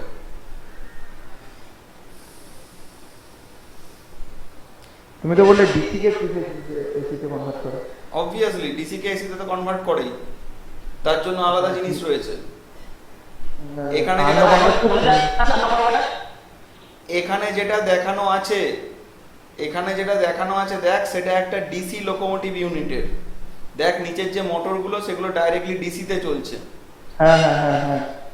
কিন্তু তাহলে একটা এসি ইলেকট্রিক লোকোমোটিভের ক্ষেত্রে ব্যাপারটা কিন্তু এরকম হবে না। এখানে আর একটা ইনভার্টিং ব্লক থাকবে, ঠিক আছে। সেই ইনভার্টিং ব্লকের মাধ্যমে ডাইরেক্টলি ওটা 3 ফেজ এসি তে কনভার্ট হতে পারে। আবার যদি ইনভার্টিং ব্লকের মাধ্যমে সিঙ্গেল ফেজ এসি তে কনভার্ট হয়, তাহলে আর্নো কনভার্টারের মাধ্যমে তাকে আবার 3 ফেজ এসি করতে হবে। বোঝা গেল? এই ডিসি লোকোমোটিভটার ক্ষেত্রে এই অক্সিলারি ইকুইপমেন্টস গুলো 3 ফেজ এসি তে চলার কারণে এখানে ডাইরেক্টলি আর্নো কনভার্টার ইউজ করে এটাকে 3 ফেজ এসি তে কনভার্ট করছে। কিন্তু যদি ট্র্যাকশন মোটরগুলোকে চালানোর দরকার পড়তো, তাহলে ও আইদার রেকটিফায়ার দিয়ে ওটাকে 3 ফেজ রেকটিফায়ার থেকে যে ডিসিটা বেরোবে সেটাকে ডাইরেক্টলি 3 ফেজ এসি তে কনভার্ট করতো, অথবা এখানে একবার সিঙ্গেল ফেজ এসি করে আর একবার আর্নো কনভার্টার দিয়ে 3 ফেজ এসি করতো। বুঝা গেছে? দাদা আমরা কলেজে আসতে সিসেট করার জন্য ওইটা কি আরো কতটা? কোনটা? আমরা কলেজে আসতে সিসেট করার জন্য ওটা কি আরো কতটা? আমাদের কলেজে 3 ফেজ করার জন্য যেটা রয়েছে, আমাদের কলেজে তো ডাইরেক্ট 3 ফেজ রয়েছে। ওদিকে মেশিন লাগানো সাদা বড় মেশিনটা বলছি। ও মানে যেটা একটা বড় মেশিন গ্রিন কালারের। হ্যাঁ ওইটাই তো সাপ্লাই গুলো দেয় যে টিভি সাপ্লাই গুলো। না না না না, ওটা অন্য কনভার্টার না, ওটা আলাদা জিনিস।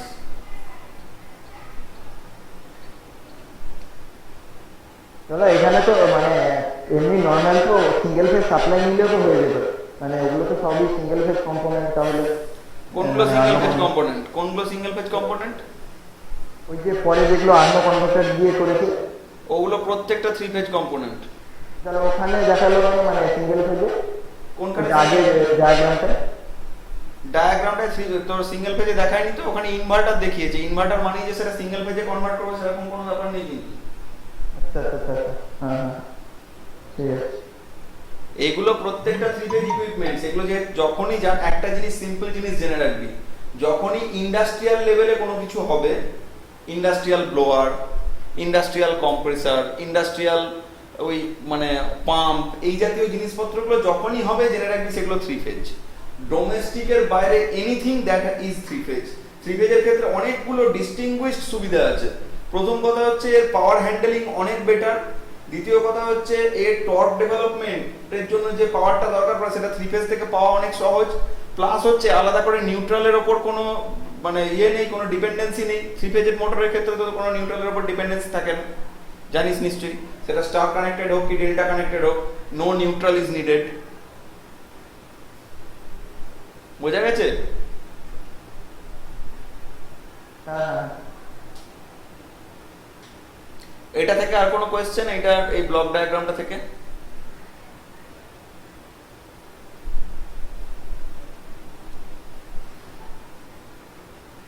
আর কোনো কোয়েশ্চেন আছে? এটা পাঠিয়ে দেবো তো? হ্যাঁ, এই পুরো নোটটাই পেয়ে যাবি। যা যা পড়ালাম প্রথম দিন থেকে এখনো অবধি সেই পুরো নোটটাই পেয়ে যাবি।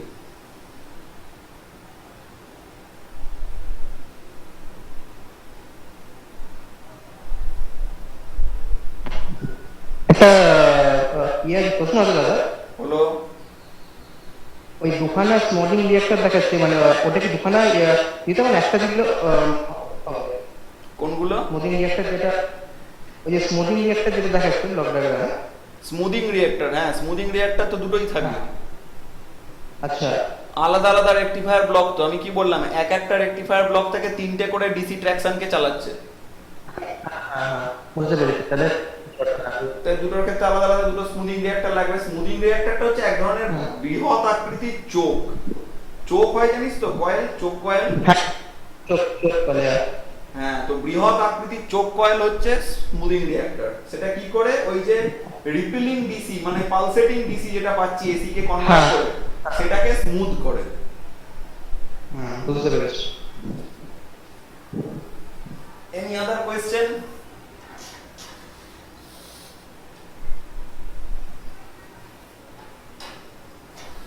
কি রে, কোশ্চেন সব শেষ হয়ে গেল?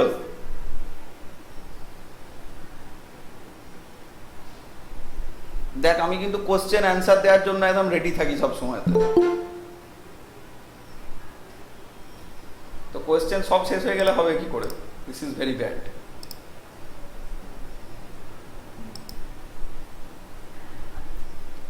যাই হোক, ঠিক আছে, তাহলে ধরে নিলাম তোদের আর কোনো কোয়েশ্চেন নেই। এবার আমি যেটা বলি সেটা হচ্ছে এখন একটা ল্যাব ক্লাস আছে, রাইট? এই ল্যাব ক্লাসটাতে যেটা ইম্পর্টেন্ট ব্যাপার আর কি, কারোর একটা মাইক অন আছে, একটু অফ কর প্লিজ।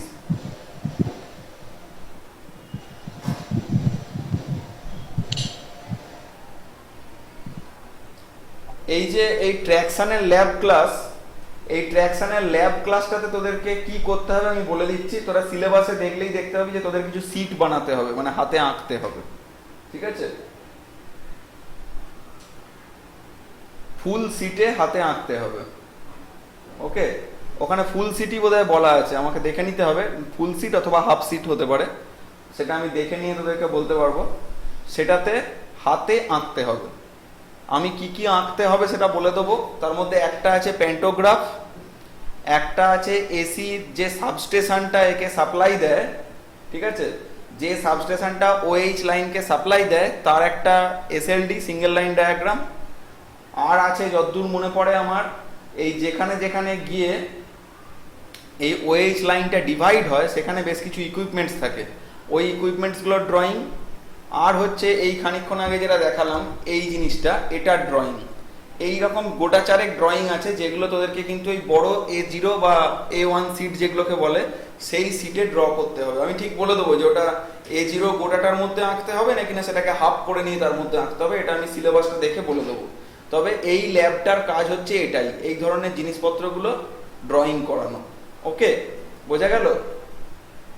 কারোর কোনো কোয়েশ্চেন আছে এই ল্যাবটার ব্যাপারে? মেশিন বোতলে লাগলে আঁকাতে দিচ্ছে।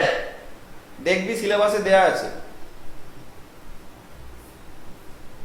দাদা বলছি এটা কি ক্যাটাগরি হবে না ড্রয়িং করতে হাতে হ্যান্ড ড্রয়িং? এটা হাতে করতে হবে, কোনো ক্যাডের ব্যাপারই নেই এখানে। ঠিক আছে। এইটা বেসিক্যালি ট্র্যাকশনটা, এই যে ট্র্যাকশনটা এটা তোদের ইলেকটিভ সাবজেক্ট।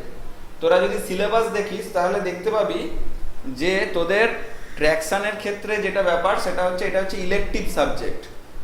এর ছাড়াও কিন্তু আরো অনেকগুলো সাবজেক্ট ছিল যেগুলো কম্বিনেশনে নেওয়া যেত আর কি। তো আমাদের কলেজে যেহেতু লোক নেই পড়ানোর, সেহেতু অন্য সাবজেক্ট যেহেতু সেরকম লোক নেই কেউ, সেই জন্য ট্র্যাকশনটাকে পড়ানো হয়, ঠিক আছে। আগে বোধহয় অন্যান্য টিচাররা যখন ছিলেন তখন বোধহয় অন্যান্য সাবজেক্টও পড়ানো হতো কখনো কখনো, বোধহয় ইলুমিনেশন ছিল, পাওয়ার অডিট টডিট ছিল, এরকম জাতীয় কিছু কিছু ছিল যতদূর মনে পড়ে আমার। Energy converter. তো সেই জন্য তখন এগুলো পড়ানো হতো, এখন অনেক বছর ধরে ট্র্যাকশনটাকেই পড়ানো হয়, ঠিক আছে। আর ট্র্যাকশনের ল্যাব বলতে ওই আছে, ওই ছাড়া আর কিছু নেই। ওকে, ওই হাতে করে সিটে আঁকতে হবে। আগের বছরের ছেলেপুলেও তাই করেছে, তোদেরও তাই করতে হবে, কিছু করার নেই। বিনয় টিনয় যারা ছিল ওদেরকে জিজ্ঞাসা করবি, এই একই ব্যাপার, ঠিক আছে। আমি বলছি যারা মালপত্র বেশি দিয়েছে শুনতে পাচ্ছি না। তারা তো ড্রয়িংয়ের মালপত্র বেশি দিয়েছে। মালপত্র মানে? বলতে ড্রয়িং আছে একটা ড্রয়িংটা আগে শিখে কাজ করতো, তার জন্য ড্রয়িং ইকুইপমেন্ট বেশি দিয়েছে। আমি কিছু তোর কথা বুঝতে পারছি না, অ্যাকচুয়ালি কথাটা খুব ডিস্টর্ট হয়ে যাচ্ছে। বলছে ড্রয়িং করার যেটা ইকুইপমেন্ট লাগবে দরকারে এটা শুধু বিক্রি করে দিয়েছি। একদম শুনতে পাচ্ছি না, তুই বাবা একটা কাজ কর, টাইপ করে দে। বলছে যে ড্রয়িং এর জন্য যে ইকুইপমেন্টস গুলো লাগে, যে ড্রয়িং শিটে ড্রয়িং করার জন্য। হ্যাঁ, আচ্ছা আচ্ছা আচ্ছা, বোঝা গেছে। সে আমার তো, সেটা তো আমার কিছু করার নেই বাবা, সেটা তো কেউ সেটা বলেনি বেঁচে দিতে, আমি অন্তত তো বলিনি। সুতরাং সেইটা আমি বলতে পারবো না আর কি এক্স্যাক্টলি। তো সেই কারণে ওইটা ড্রয়িং করতে হবে।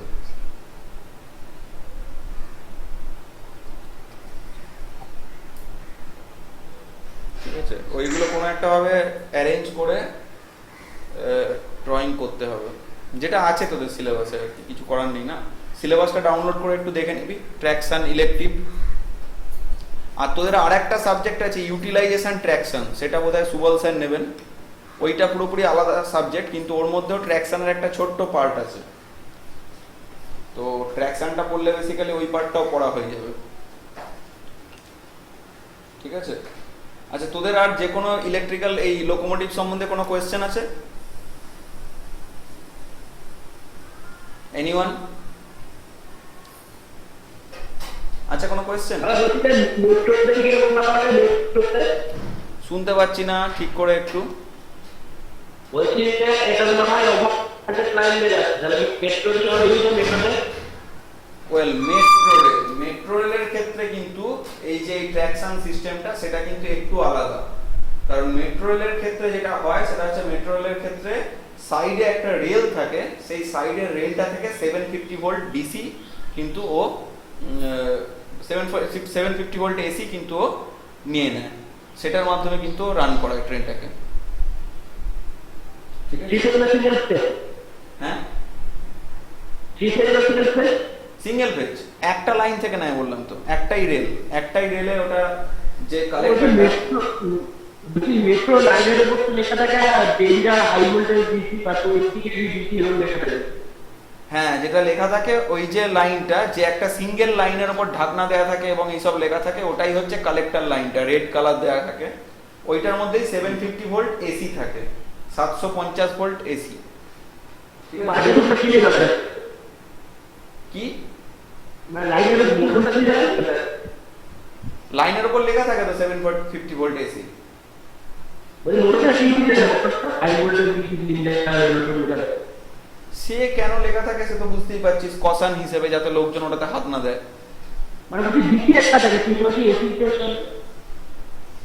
750 ভোল্ট আমার তো যেন মনে হচ্ছে এসি। ডিসি লেখা থাকে তাহলে ওই ডিসি হবে। হ্যাঁ মানে ওখানে তো চেষ্টা করা হয়।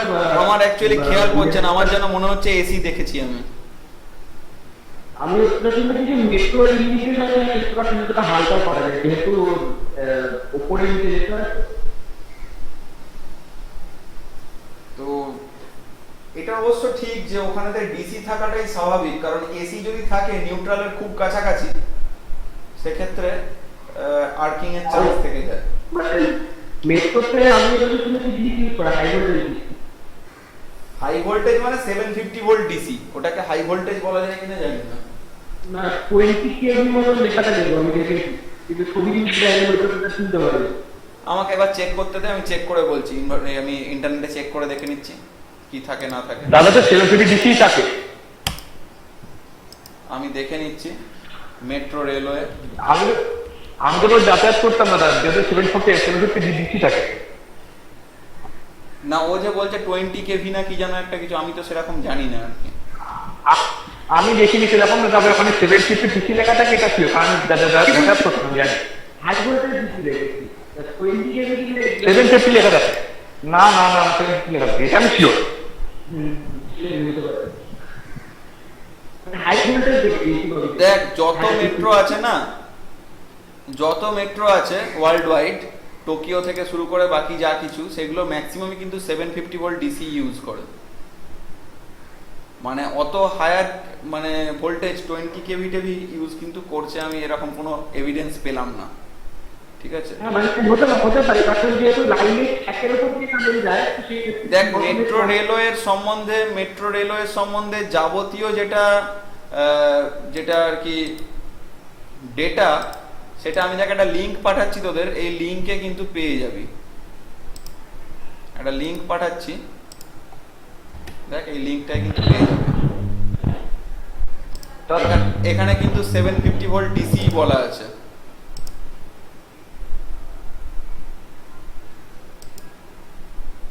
দাদা হ্যাঁ বল। তো শুনতে পাচ্ছি না ঠিকঠাক। টাইপ করে দিচ্ছি। হ্যাঁ টাইপ করে দে, তাহলে বুঝতে পারবো।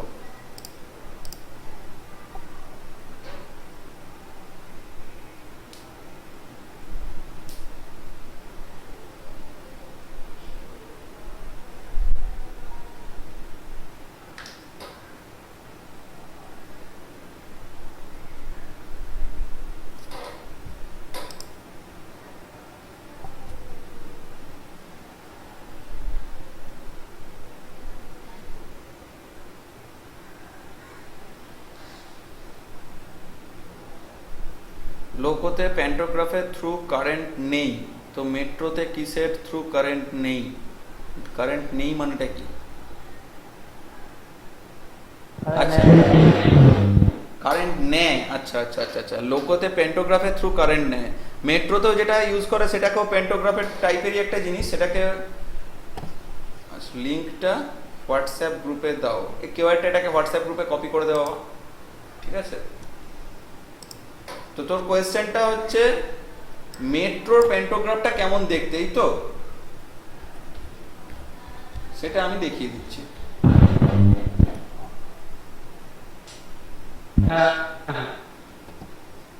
কালেক্টর বলে ওটাকে, সাইড কালেক্টর।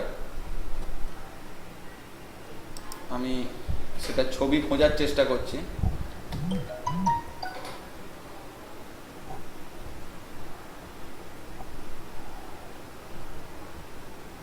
যাই হোক, ছবিটা আমি এই মুহূর্তে পাচ্ছি না।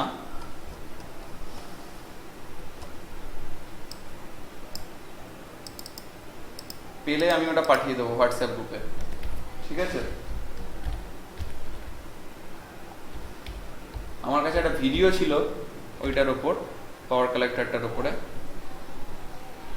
তো সেইটা আমি পেলে পাঠিয়ে দেবো।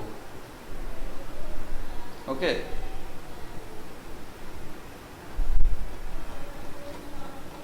ওকে।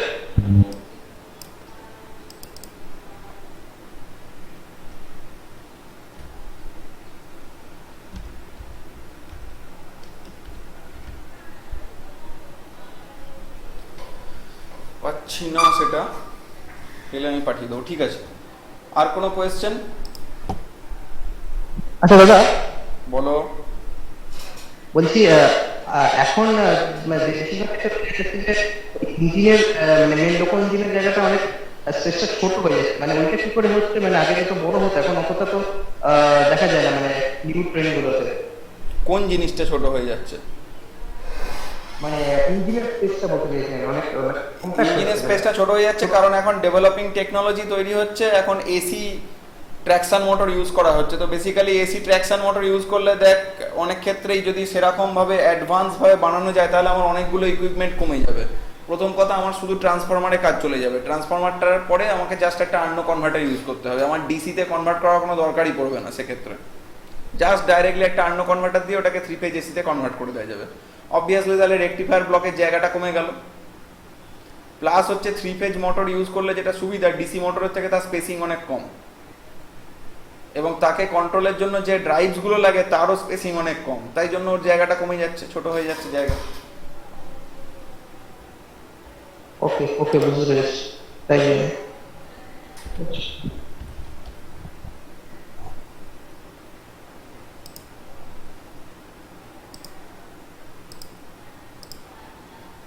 দাদা বলছি সেন্টোগ্রাফে কি দেওয়া থাকে যার জন্য ওটা মানে যতই খ্রিস্টান হয় মানে ওটা কোনো প্রবলেম হয় না, মানে কোনটা? কেটে ফেটে ওরকম দাগ পড়ে যায় এরকম কোনো ব্যাপার হয় না, মানে স্পিডে চলবে। কিসে, চাকায়?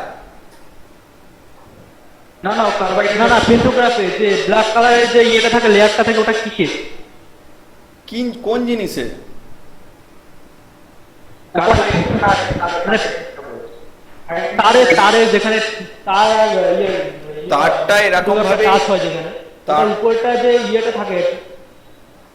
শোন, তারটা এমন ভাবেই তৈরি করা হয়, প্রথম কথা তারটা এমন ভাবেই তৈরি করা হয় যাতে ওটা অনেকটা বেশি ফ্রিকশন উইথস্ট্যান্ড করতে পারে।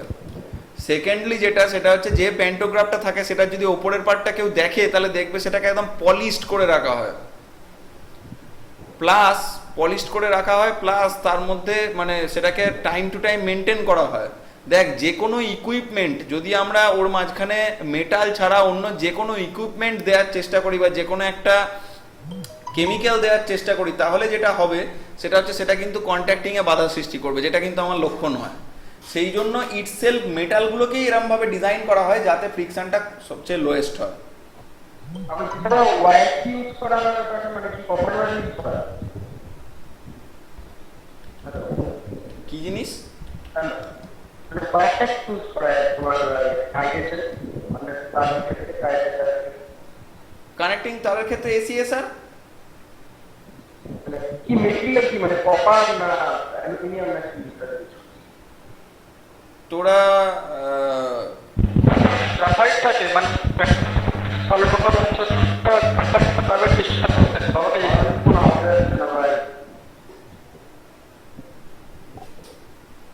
তোরা বিভিন্ন রকম, কি মুশকিল, এরকম ডিস্টার্বিং হলে কি করে হবে? বিভিন্ন রকম যে তারের ভাগগুলো তোরা সেটা জানিস না?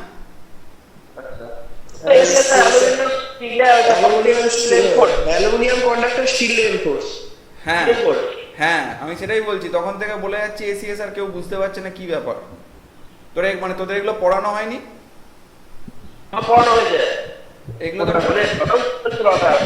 এগুলো তো ট্রান্সমিশন ডিস্ট্রিবিউশন সিস্টেমের পড়ানো হিসেবে, তোদের তো সেটা হয়ে গেছে বোধহয়।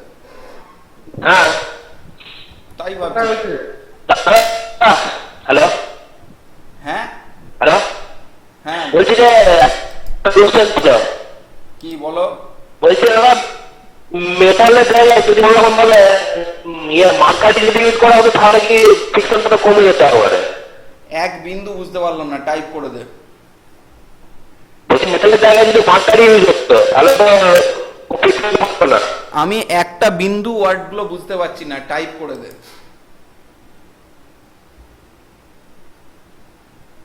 মার্কার ইফেক্ট বলছে মেটালের জায়গায় যদি মার্কার ইউজ করা হতো সেক্ষেত্রে তো ফ্রিকশনটা কমে যেত। মেটালের জায়গায় যদি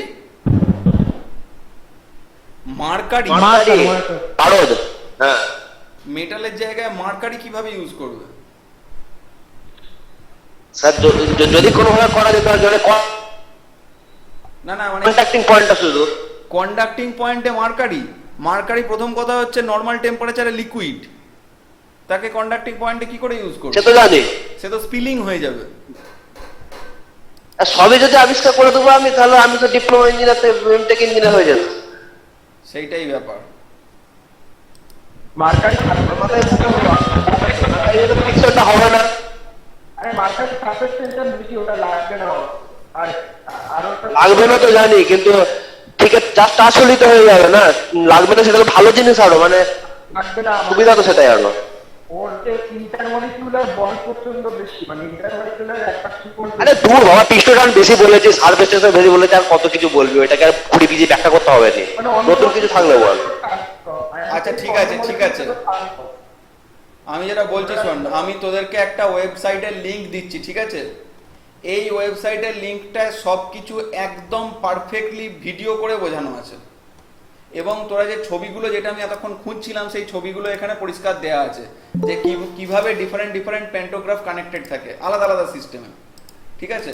তো এই ওয়েবসাইটটার আমি একটা ছবি দিয়ে দিচ্ছি, একটা লিংক দিয়ে দিচ্ছি, এই লিংকটায় তোরা গিয়ে দেখ, তোরা কিন্তু এখান থেকে পরিষ্কার বুঝতে পারবি, কোনো জায়গায় কোনো প্রবলেম হবে না। দাদা প্যান্টোগ্রাফ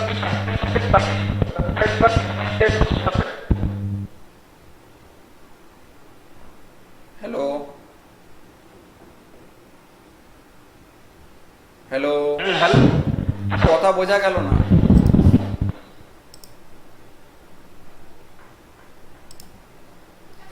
আচ্ছা দেখ, এইখানে অয়ন একটা জিনিস বলেছে, সেটা হচ্ছে যে বলছে যে প্যান্টোগ্রাফের ওপর গ্রাফাইট দেয়া থাকে। তো গ্রাফাইট দেয়া থাকতে পারে, এটা আমার জানা নেই, বাট থাকতে নিশ্চয়ই পারে। তার কারণ হচ্ছে graphite is a conducting material as well as graphite কিন্তু ওই একটা লুব্রিকেটিং এফেক্ট তৈরি করে। তো সেই কারণে এই দুটো কিন্তু কাজ হিসেবে দেয়া থাকতে পারে। কিন্তু আমার কথাটা হচ্ছে যে গ্রাফাইট যদি দেয়া থাকে, graphite is not very hard material.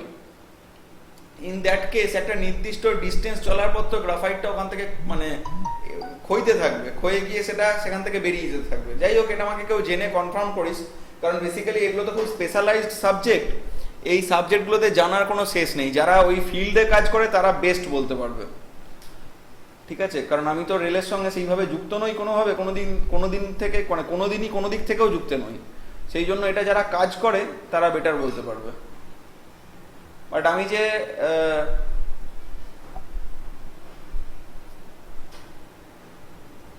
আমি এই যে এই লিঙ্কটা দিয়েছি, এই লিঙ্কটা তোরা যদি একটু ফলো করে দেখিস তাহলে দেখবি খুব সুন্দর ভিডিও কিছু দেয়া আছে। তোরা যদি বলিস তাহলে আমি এখন এটাকে চালাতে পারি, এখানে অসুবিধা নেই কিছু।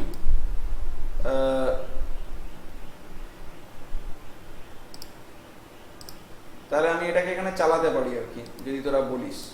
তাহলে এখানে প্রেম ড্রপ আমরা দেখে নেব। কি বলছিস? এখানে তাহলে প্রেম ড্রপ হয়, মানে এখানে প্রেম কত ভালো, কি স্ট্রং খুব। তাহলে তোরা নিজেরা দেখে নিতে পারলে বেটার, ঠিক আছে? হ্যাঁ তাহলে তোরা নিজেরা দেখে নিবি, আমি লিঙ্কটা দিয়ে দিয়েছি। ওই লিঙ্কটায় পরিষ্কার প্রত্যেকটা জিনিস ধরে ধরে বলা আছে এবং প্রত্যেকটা জিনিস ঠিকঠাকভাবে ব্যাখ্যা করা আছে, ঠিক আছে? ওইখান থেকে তোদের সমস্ত যা যা মানে আর কি কোয়েশ্চেন, তার উত্তর কিন্তু তোরা পেয়ে যাবি। ওকে, তাহলে মোটামুটি আজকে এই অবধি থাক। এরপর আবার যেদিন ট্র্যাকশন ক্লাস হবে সেদিন বাকিটা আবার এরপর থেকে, মানে যেটা ডিটেইলড পার্ট, আজকে তো জাস্ট একটা ওভারভিউ দিলাম, নোটসটাও যেটা দেবো সেটাতে দেখবি একদম বেসিক ওভারভিউ দেওয়া আছে। এরপরে প্রত্যেকটা ধরে ধরে মানে রুপ ইকুইপমেন্টের মধ্যে প্যান্টোগ্রাফের ওপর একটা বেশ বড় সড়ো কন্টেন্ট, তারপরে হচ্ছে সার্কিট ব্রেকার, তার উপর একটা বড় সড়ো কন্টেন্ট, এরমভাবে আলাদা আলাদা করে কিন্তু জিনিসগুলো থাকবে আর কি। ঠিক আছে? কলেজ থেকে কি দেখাতে নিয়ে যাবে নাকি ট্রেন ফ্রেন? না, সেরকম কখনো কোনোদিন হয়নি আর কি। যদি একে তো এখন তো আরোই হওয়ার চান্স নেই, বিকজ এখন কখন কখন কবে কলেজ খুলবে, প্লাস ট্রেন কবে চলবে, that is a big question. ভালো সুযোগ তো, ট্রেন তো দাঁড়িয়ে আছে, তাহলে ভালো করে দেখা যাবে।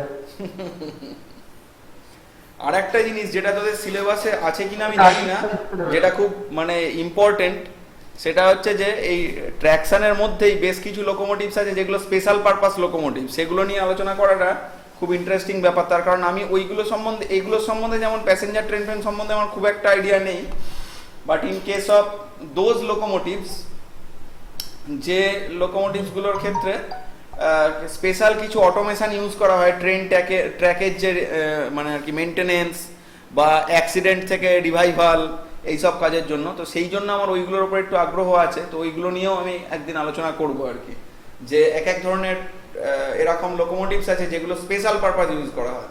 অর্থাৎ অটোমেটিক একটা ট্রেনের লাইনকে হয়তো রিপেয়ার করা, বা অটোমেটিক একটা ট্রেনের লাইনকে স্টেপিং আপ করা, মানে সেটা হয়তো বসে গেছে, তার উপর দিয়ে প্রচুর ট্রেন যাওয়ার ফলে সেটাকে স্টেপ আপ করে দেওয়া, সেই জাতীয় যে কাজগুলো করে যে লোকোমোটিভগুলো, সেগুলো নিয়ে একদিন আলোচনা হবে আর কি। ঠিক আছে, তাহলে আজকে এই অবধি থাক নাকি? আর সৌভিক, ঠিক আছে। সৌভিক প্রেজেন্ট? সৌভিক আছে? হ্যালো, সৌভিক প্রেজেন্ট আছে? যাই হোক, না দাদা হয়তো নেই। সে কি কথা? বলছি দাদা তোমাদের সাথে কথা হয়েছে পরে? না, কথা হয়নি। কেন? না এমনি জিজ্ঞেস করলাম। ওর কোনো খোঁজ খবরই পাচ্ছি না, ওর ফোন নাম্বারও তো পাইনি আমি। আর ফোন নাম্বার দুটো আমি পেয়েছি, কি ধর ফোন করলাম ধরেনি। ও, তাহলে তো মুশকিল, তাহলে কিছু করার নেই। তাও একবার পরে পরে ফোন করে দেখবি, যদি ও থাকে, না হলে তো আমার কিছু করার থাকবে না, জিরো করে দেওয়া ছাড়া। দাদা কি হয়ে যাবে? সোহনজোত কি যেন নাম ছেলেটা? সৌমাশিস স্যার? সৌমাশিস, হ্যাঁ। হ্যাঁ, ওর তো কোনো খোঁজ খবর নেই, ও কোনো পরীক্ষাও দেয়নি, সো আমার তো কোনো উপায় নেই ওকে জিরো বসিয়ে দেওয়া ছাড়া। সৌমাশিস মানে কি ওই ফর্সা করে যে ছেলেটা তোর সঙ্গে আসতো? হ্যাঁ আমার যেতাম না অটোমেশন শিখতে, আশা করে। বুঝতে পেরেছি, কিন্তু ওর তো কোনো খবর নেই, মানে ওকে তো জিরো বসিয়ে দেওয়া ছাড়া আমার উপায় থাকবে না। ও কোনো পরীক্ষা দেয়নি, কোনো কিছু সাবমিট করেনি, নাথিং। আচ্ছা আচ্ছা আচ্ছা, তো আমি বলছিলাম ওর কি প্রবলেম সেটা আমায় জেনে বলবি, কারণ এরপর যদি নাম্বার পাঠানো হয়ে যায়, I would have nothing to do, সোজা কথা।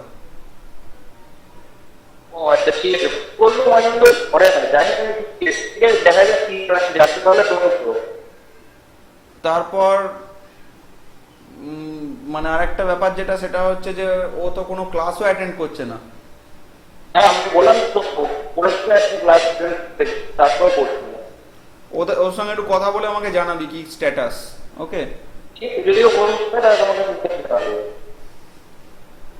ঠিক আছে, তাহলে আজকে এই অবধি থাক। আর যে সৌভিক যদি না থাকে, তাহলে অন্য কেউ একটা অ্যাটেন্ডেন্সটা নিয়ে আমায় দিবি। আমার কাছে ব্যাকআপ অ্যাটেন্ডেন্স নেওয়া আছে 60 জনের, 60 জন না 59 জনের। তো তাও যদি কেউ থাকিস আর কি, তাহলে অ্যাটেন্ডেন্সটা নিয়ে, রাহুল যদি থাকিস অ্যাটেন্ডেন্সটা পারলে নিয়ে আমায় দিবি। ঠিক আছে? কারণটা হচ্ছে আমি এখানে অনেকের অ্যাকাউন্ট দেখতে পাচ্ছি, কিন্তু অ্যাকাউন্টের নামটা তো আমি জানি না, সেক্ষেত্রে সবাইকে চেনা আমার পক্ষে পসিবল নয়। তো সেই কারণে রাহুল একটু অ্যাটেন্ডেন্সটা কালেক্ট করে আমায় দিবি, ওকে? ঠিক আছে, তাহলে আজকে এখানেই শেষ করছি, ওকে?